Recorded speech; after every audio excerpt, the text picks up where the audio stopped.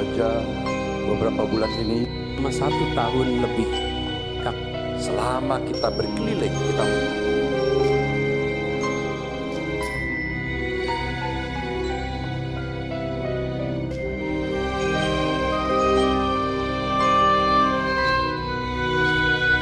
Pak.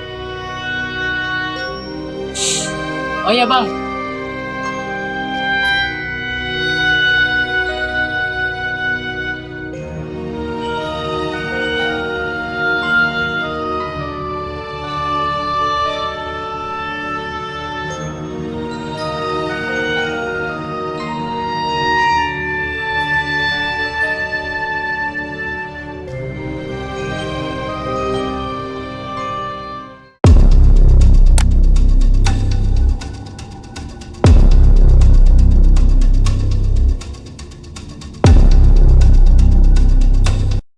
Pemilu atau pemilihan umum adalah proses demokrasi yang dilakukan oleh warga negara untuk memilih pemimpin dan wakil rakyat secara langsung.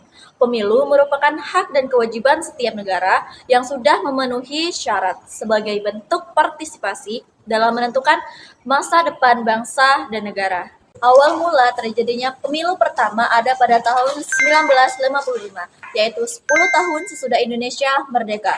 Latar belakang pemilu 1955 adalah upaya mewujudkan demokrasi setelah perjuangan mempertahankan kemerdekaan.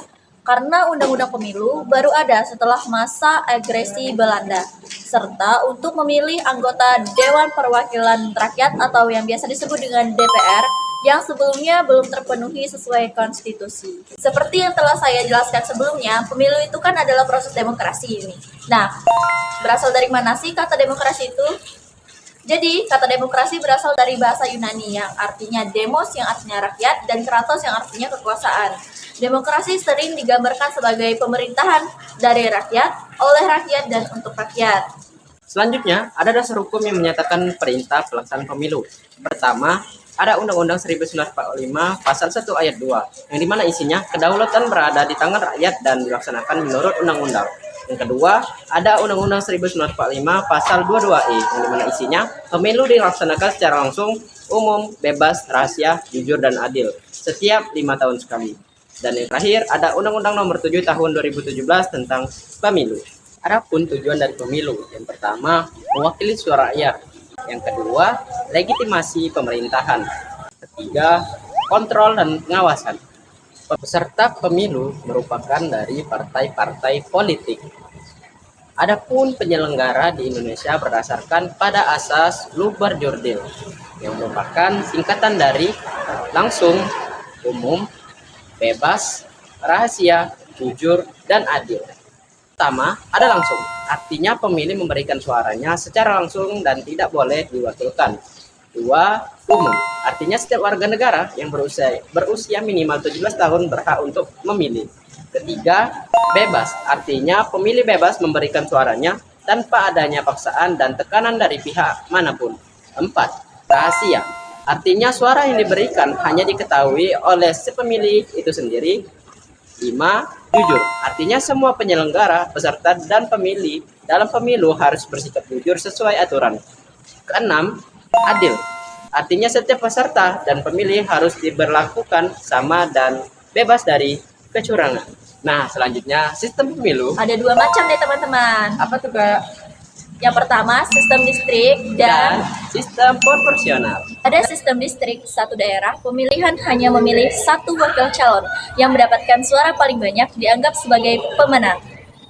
Di Indonesia, pemilihan DPD mengikuti sistem distrik tetapi berwakil banyak. Yaitu dipilih 4 wakil DPD di setiap provinsi. Selanjutnya, ada sistem proporsional. Pada sistem proporsional ini, tiap partai politik mendapatkan kursi sesuai dengan jumlah suara yang didapat. Nah, sistem proporsional inilah yang dipakai dalam pemilihan DPR dan DPRD. Partai yang mendapatkan suara lebih banyak akan mendapatkan jumlah kursi yang lebih banyak juga. Lalu, apakah semua partai mendapatkan suara dianggap lolos? Belum tentu. Ada yang namanya ambang batas parlemen atau bisa disebut juga parliamentary threshold, Yaitu partai yang jumlah suaranya mencapai ambang batas. Inilah yang bisa mendapatkan kursi DPR. Di Indonesia ada 3 jenis pemilu utama yang wajib kita ketahui. Yang pertama, Pilpres, pemilihan presiden dan wakil presiden. Dilakukan langsung oleh rakyat setiap 5 tahun sekali. Calon biasanya diusung oleh partai atau gabungan partai. Untuk menang, calon harus dapat lebih dari 50% suara secara nasional dan minimal 20% suara di lebih dari setengah provinsi di Indonesia.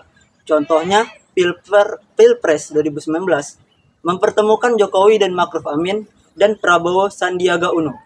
Lalu yang kedua yaitu Pileg atau pemilu legislatif. Di sini rakyat memilih anggota DPR, DPD, dan DPRD untuk tingkat nasional, provinsi, dan kabupaten kota.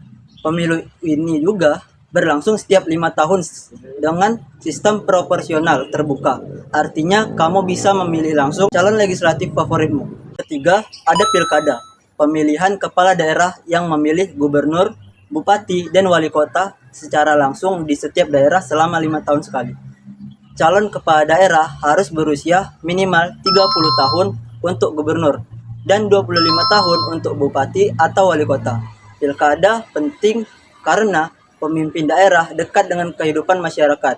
Apa sih hubungan antara demokrasi dan pemilu? Jawabannya sederhana. Tanpa pemilu, demokrasi tidak akan hidup.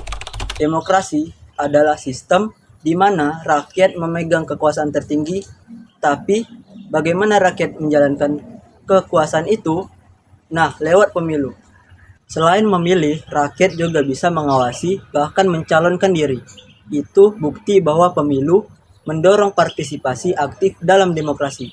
Jadi, pemilu bukan sekedar rutinitas 5 tahunan, tapi inti dari demokrasi itu sendiri. Dengan pemilu, kita menjaga demokrasi tetap hidup.